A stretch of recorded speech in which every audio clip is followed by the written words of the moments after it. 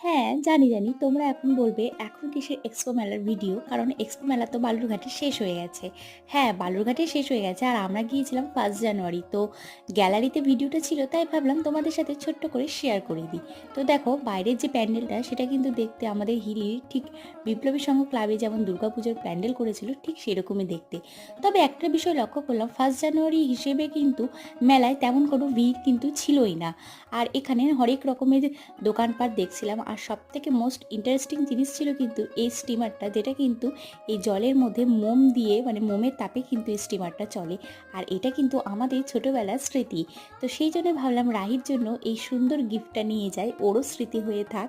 আর তারপরে এখানে বিভিন্ন রকম রাইডগুলো দেখলাম, যদিও একটাতেও কিন্তু উঠিনি। পুরো মেলাটা বেশ ফাঁকাভাবে ঘুরেই মেলায় সবথেকে প্রিয় খাবার আমার, সেটা হচ্ছে পাপড়ি চাট। এই খেয়ে সুন্দর একটা সময় কাটিয়ে আমরা সকলেই বাড়ি ফিরে আসি। বাই।